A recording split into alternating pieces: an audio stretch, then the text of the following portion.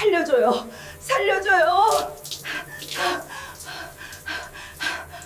Honey, wake up, please. 이렇게 될 줄 알았으면 이 두 곳을 만지지 못하게 했을 텐데. 아침에 일어나 갑자기 다리에 힘이 쭉 빠진 적 있나요? 침대에서 내려오는데 벽을 짚어야 겨우 설 수 있었던 적, 또는 시장을 걷다가 발바닥이 갑자기 저릿저릿하고 밟는 감각이 이상한 순간이 있었나요? 몇 초 지나면 아무 일도 없던 것처럼 돌아오죠. 대부분 사람들은 이렇게 생각합니다. 피곤해서 그래. 앉은 자세가 잘못돼서 그래. 하지만 제가 이렇게 말하면 믿으시겠어요? 바로 그 순간 스쳐 지나간 몇 초가 뇌가 보내는 가장 첫 번째 경고 신호일 수도 있다는 걸요. 지난 3개월 동안 병원에 5번이나 가야만 했습니다. 하지만 제가 가장 걱정하는 건 숫자가 아닙니다. 그들 중 절반 이상이 몇 주 혹은 몇 달 전부터 이미 전조 증상을 겪고 있었다는 사실입니다. 그런데 아무도 심각하게 생각하지 않았습니다. 나이 들어서 다리 저린 거겠지. 어지러운 건 잠을 못 자서 그래. 우지한 곳인 가지. 걸음이 흔들리는 건 그냥 피곤해서겠지. 저는 환자들에게 늘 이렇게 말합니다. 뇌졸중은 번개처럼 갑자기 떨어지는 병이 아닙니다. 조용히 스며드는 물처럼 매일매일 혈관을 조금씩 약하게 만드는 병입니다. 하지만 희망적인 소식도 있습니다. 그 신호를 일찍 알아차리고 생활 습관을 조금만 바꿔도 그 폭풍을 충분히 막을 수 있습니다. 내 몸의 절반이 완전히 마비된 것 같았습니다.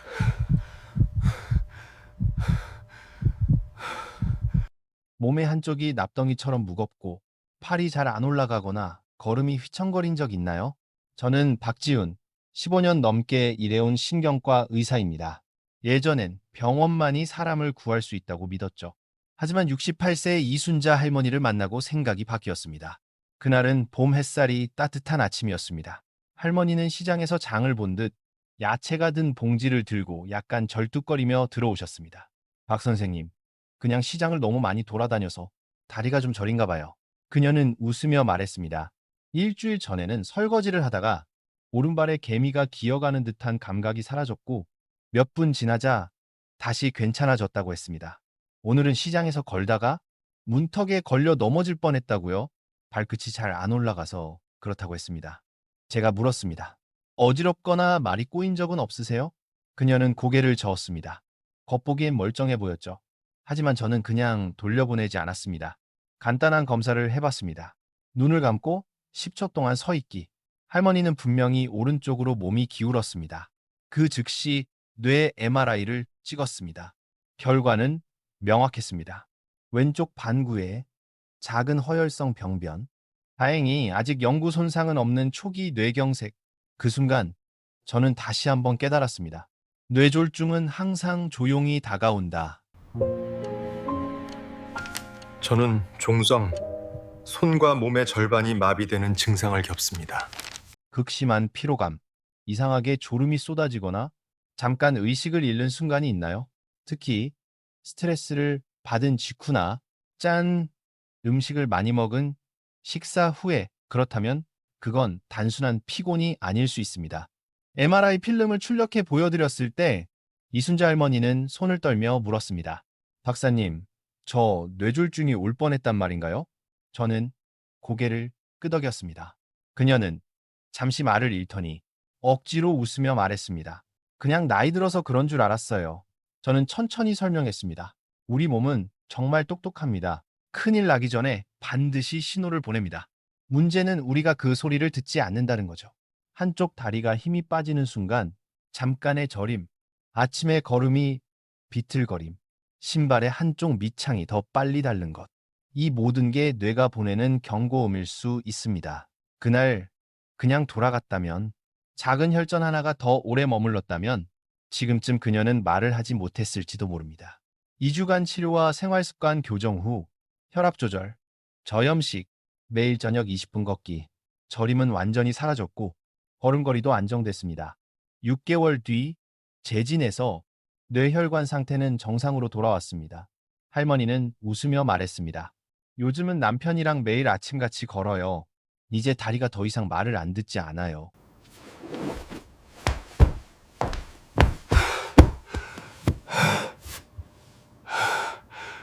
얼굴이나 팔, 다리 중 한쪽이 저리거나 힘이 빠지는 느낌.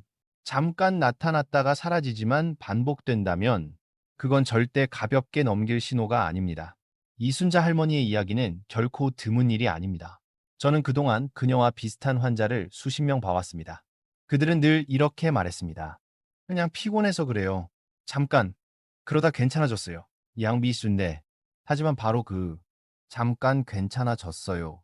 라는 말이 경고와 재앙을 가르는 가장 위험한 순간이었습니다. 뇌졸중은 성별이나 직업을 가리지 않습니다. 혈관이 약해지고 혈압이 높아지고 생활 습관이 나빠질수록 그 병은 언제나 당신이 가장 약해진 순간, 특히 이른 아침, 조용히 찾아옵니다. 그렇지만 반대로 저는 많은 사람들이 몸의 신호를 제대로 이해하고 식습관을 바꾸고 하루 몇 분의 간단한 자가 테스트만으로 운명을 바꾼 사례도 수도 없이 보았습니다.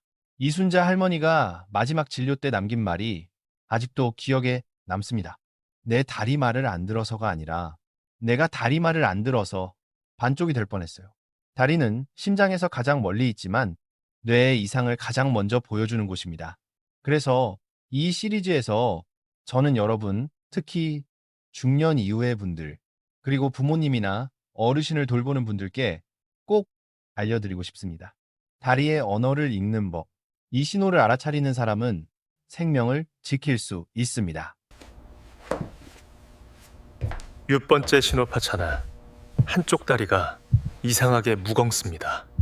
심하게 어지럽거나 몸의 중심을 잃고 곧게 걷기 힘든 적이 있나요? 다음 영상에서 저는 다리에서 먼저 나타나는 뇌졸중의 7가지 초기 신호, 매일 아침 3분 안에 집에서 스스로 점검하는 방법, 그리고 뇌혈관을 서서히 회복시키는 아주 간단한 습관들을 구체적으로 알려드리겠습니다. 특별한 장비도 많은 돈도 필요 없습니다. 단지 조금만 관심을 가지고 꾸준히 실천하는 것, 그것이면 충분합니다. 자, 이 방법들은 제가 수백 명의 환자, 그리고 제 가족에게 직접 적용해온 방식이며 결과는 분명히 달랐습니다. 만약 당신이 잠깐이라도 다리에 힘이 빠진 적이 있거나 이유 없이 걸음이 휘청거렸거나 한쪽 다리가 잠든 듯 무감각해진 적이 있다면 절대 그냥 넘기지 마세요. 이 영상에서 가장 빠르고 가장 이해하기 쉬운 조기 신호 구별법과 무엇보다 중요한 미리 막는 방법을 알려드리겠습니다. 끝까지 시청하세요. 때로는 작은 정보 하나가 인생의 절반을 구할 수도 있습니다. 그리고 사랑하는 가족과 지인에게 이 영상을 꼭 공유해 주세요. 조기 인식은 결코 손해가 아닙니다.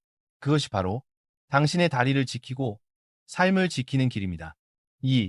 다음날 아침 병원 복도를 걷다가 저는 문득 이순자 할머니의 이야기를 떠올렸습니다. 복도에 울리는 슬리퍼 끌리는 소리가 들릴 때마다 저는 본능적으로 뇌에 문제가 있는 환자를 떠올립니다. 많은 사람들은 모르지만 다리는 입이나 손보다 먼저 말합니다. 뇌의 혈관이 이상해질 때 가장 먼저 신호를 보내는 곳이 바로 다리입니다. 조금만 주의 깊게 보면 뇌졸중은 오기 전에 이미 예고하고 있습니다. 저는 그것을 이렇게 부릅니다. 다리가 속삭이는 7가지 경고. 아주 작지만 생명을 지킬 수 있는 귀중한 신호들입니다. 겨울 아침 세수를 하다 넘어질 뻔다는 정태수 씨의 문자를 받았습니다. 첫 번째 신호는 한쪽 다리가 유난히 약하거나 쉽게 피로해지는 경우입니다. 단순히 오래 걸어서 피곤한 느낌이 아닙니다. 마치 그 다리가 내 뜻대로 움직이지 않는 것 같은 느낌. 계단을 오를 때 손잡이를 꼭 잡아야 하거나 앉았다 일어날 때 한쪽 다리가 떨린다면 조심해야 합니다. 제 환자 중 정태수 씨, 63세는 세수를 하다가 갑자기 왼쪽 다리에 힘이 풀려 거의 넘어질 뻔했습니다. 5분 후엔 괜찮아졌지만 3일 뒤 실제 뇌경색이 찾아왔습니다. 그때 병원에 왔다면 결과는 달랐을 겁니다. 두 번째 신호는 발의 절반이 저리거나 감각이 둔해지는 것입니다. 두꺼운 천위를 걷는 느낌, 발이 잠든 것 같아요. 이런 표현을 하는 분들이 많습니다. 한쪽만 그렇고 특히 발바닥이나 엄지 쪽이라면 뇌의 감각을 담당하는 부위에 가벼운 허혈 혈류 부족이 생긴 것일 수 있습니다. 이 증상은 아침에 일어나 침대에서 첫 발을 디딜 때 자주 나타나며 몇 분 뒤 사라지기 때문에 대부분 그냥 넘깁니다. 세 번째 신호는 한쪽 신발의 앞코가 빨리 닳는 것입니다. 발등을 들어 올리는 근육이 약해지면 걸을 때 무의식적으로 발끝을 끌게 됩니다. 그 결과 한쪽 신발 앞부분만 빨리 닳거나 걸을 때 쓱쓱 소리가 납니다. 많은 분들이 신발이 싸구려라 그래 라고 하지만 사실은 뇌에서 근육으로 가는 신호가 약해진 탓입니다. 특히 노년층은 꼭 확인해야 할 변화입니다. 네 번째 신호는 평평한 바닥에서도 자주 걸려 넘어지는 것입니다. 집안처럼 익숙한 공간에서도 카펫, 문턱, 의자 다리에 걸리는 일이 잦다면 뇌의 평형 감각 조절 기능이 떨어진 것입니다. 작은 넘어짐 하나가 뇌졸중의 첫 두드림일 수 있습니다. 다섯 번째 신호는 쉬고 있을 때 한쪽 다리가 떨리거나 경련하는 경우입니다.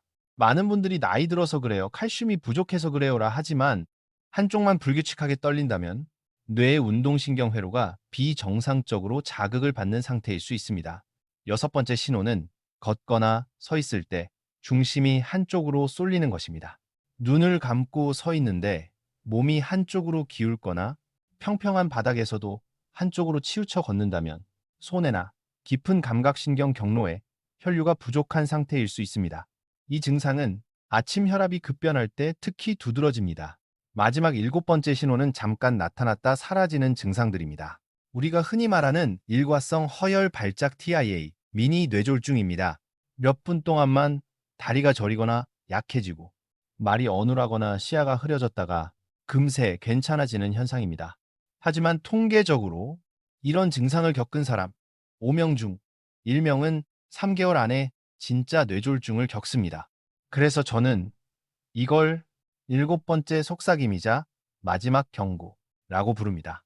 이 7가지 신호를 이해했다면 이제 매일 아침 3분자가 테스트로 내 몸의 상태를 확인할 수 있습니다.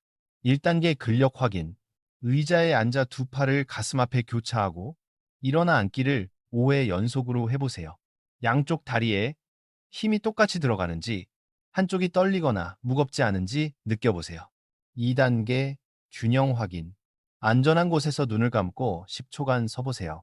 몸이 한쪽으로 기울거나 버티기 위해 눈을 뜬다면 중추신경계의 균형 기능이 약해졌다는 신호입니다. 3단계 감각 확인. 눈을 감고 펜이나 손가락 끝으로 양쪽 발바닥을 가볍게 건드려 보세요. 한쪽은 잘 느껴지는데 다른 쪽이 둔하다면 그건 뇌혈관계의 첫 균열일 수 있습니다. 제가 이 검사를 알려드릴 때 어르신들은 종종 웃으며 말합니다. 박 선생, 운동시키려는 거죠? 저는 웃으며 대답합니다. 아니요, 저는 몸의 말을 듣게 해드리는 겁니다. 이 3분만 꾸준히 하면 뇌졸중 고위험군의 80%를 미리 발견할 수 있습니다. 작지만 생명을 바꾸는 습관, 바로 오늘 아침부터 시작해보세요.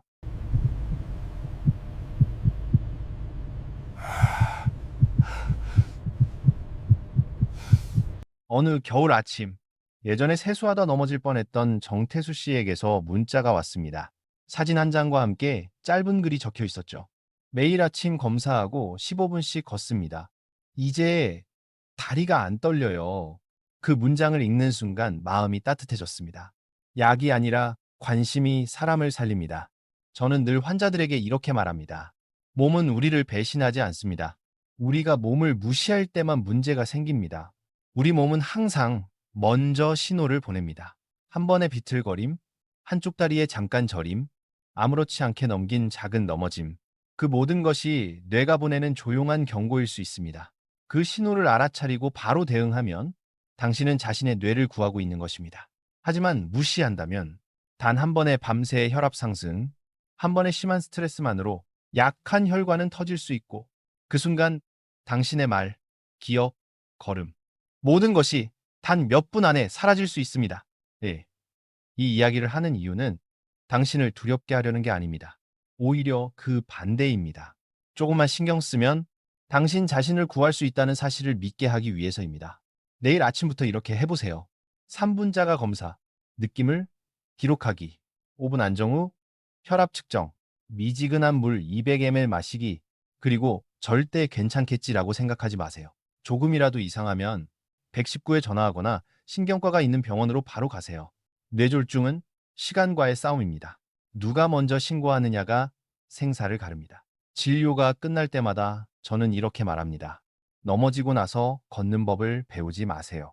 네, 철학처럼 들리지만 그건 제가 직접 겪은 현실입니다. 우리의 두 다리는 평생 우리를 지탱해 왔고, 이제는 반대로 뇌가 위험할 때 신호를 주는 존재가 됩니다. 내일 아침 침대에서 일어나 첫걸음을 내디딜 때 그 한 걸음의 느낌을 꼭 기억하세요. 조금 느리다면 주의하고, 잠깐 저리면 기록하고, 이상하다면 주저하지 말고 행동하세요. 다음 이야기에서는 이 신호를 알아차리고 제때 대응한 사람과 늦은 사람, 그 두 부류의 사례를 들려드리겠습니다. 또한 식습관과 운동 습관의 작은 변화가 어떻게 인생을 바꿨는지, 그리고 오늘 바로 집에서도 실천할 수 있는 혈관 보호 식단과 뇌순환을 돕는 음식을 함께 소개하겠습니다. 계속 함께 하세요. 왜냐하면 당신의 두 다리를 이해하는 순간 당신의 뇌와 인생을 지키는 첫걸음이 시작되니까요. 늦가을 어느 아침, 진료실 문이 열리더니 이순자 할머니가 들어오셨습니다. 회색 털모자를 쓰고 걸음은 지난번보다 훨씬 가벼워 보였습니다. 박 선생님, 요즘은 매일 아침 그 3분 검사 꼭 하고 있어요. 이젠 시장에서도 안 걸려요. 그 말에 저도 모르게 미소가 났습니다. 따뜻한 보리차 한 잔을 따라드리며 말했죠. 역시 꾸준함이 최고의 약이에요. 이런 이야기를 들을 때마다 이 일을 하길 잘했다는 생각이 듭니다. 하지만 안타깝게도 이순자 할머니처럼 제때 바뀐 사람들만 있는 건 아닙니다. 그보다 더 많았던 건 제가 도와드리기엔 너무 늦었던 사람들이었습니다. 한 달 전 최영수 씨 70세 택시기사가 응급실로 실려왔습니다. 오른쪽 몸이 완전히 마비된 상태였습니다. 딸이 눈물을 글썽이며 말했습니다. 지난 2주 동안 아버지가 자꾸 오른쪽 다리가 피곤하다고 했어요. 밤에는 다리가 저리고 아침에 나가시다 문턱에서 자주 넘어지셨는데 그냥 운전 오래 해서 그런 줄 알았어요. CT 영상을 보자 뇌 중앙 부위에 이미 넓은 범위의 경색이 퍼져 있었습니다. 저는 아무 말도 하지 못했습니다. 그저 딸의 손을 잡고 조용히 말했죠. 다음에 가족 중 누가 이런 증상이 있으면 바로 119에 전화하세요. 뇌졸중은 아무도 기다려주지 않습니다. 이순자 할머니와 최영수 씨의 차이는 단지 며칠 먼저 병원을 찾았느냐였습니다. 그때부터 저는 깨달았습니다.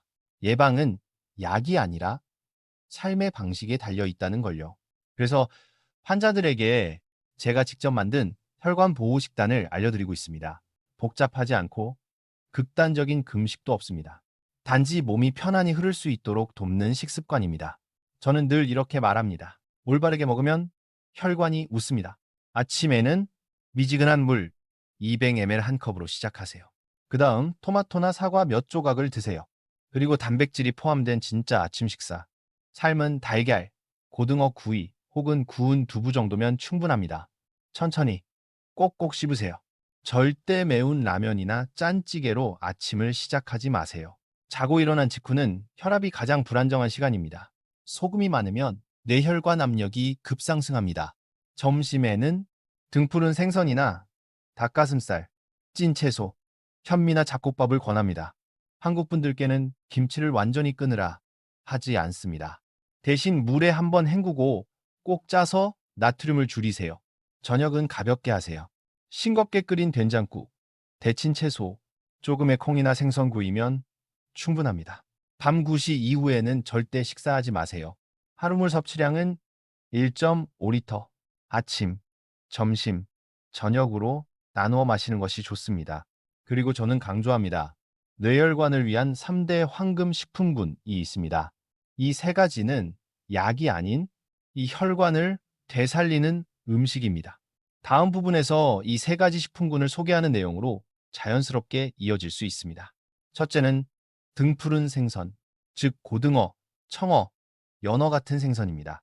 이런 생선에는 오메가3 지방산이 풍부해 혈관의 염증을 줄이고 나쁜 콜레스테롤 낮춰줍니다. 둘째는 초록색 채소와 붉거나 보랏빛 과일입니다. 예를 들어 시금치, 브로콜리, 블루베리, 석류 같은 것들이죠. 이 식품들은 항산화 물질이 풍부해 손상된 세포를 보호하고 혈관 벽을 부드럽게 만들어줍니다. 매일 식사에 이런 색을 한 가지 이상 넣는 것만으로도 뇌혈류 순환이 눈에 띄게 개선될 수 있습니다. 셋째는 견과류입니다. 호두, 아몬드, 검은콩 같은 음식에는 마그네슘과 좋은 지방, 불포화 지방산이 풍부합니다. 이 성분들은 혈관의 긴장을 풀어주고 이 혈압을 안정시키며 뇌로 가는 혈류를 돕습니다. 하지만 저는 항상 이렇게 말합니다. 아무리 좋은 것도 적당히가 최고입니다. 너무 많이 먹으면 오히려 역효과가 납니다. 특히 신장질환이나 저혈압이 있는 분들은 주의해야 합니다. 식사뿐 아니라 저는 모든 환자에게 진짜 좋아하는 운동 한 가지를 정하라고 말합니다. 이순자 할머니에게는 저녁 식사 후 공원 20분 산책이 그것이었고, 정태수 씨에게는 아침에 가벼운 스트레칭과 심호흡이었습니다. 저는 절대 무리한 운동을 권하지 않습니다. 꾸준함이 약보다 강하니까요. 가벼운 움직임만으로도 혈액이 원활히 순환하고 혈관의 직경이 넓어지며 뇌가 더 많은 산소를 받을 수 있습니다. 과학적으로도 증명되어 있습니다. 하루 30분 빠른 걸음, 주 5회만 실천해도 뇌졸중 위험을 약 25% 줄일 수 있습니다. 저는 종종 환자들에게 작은 쪽지에 이런 말을 써서 드립니다.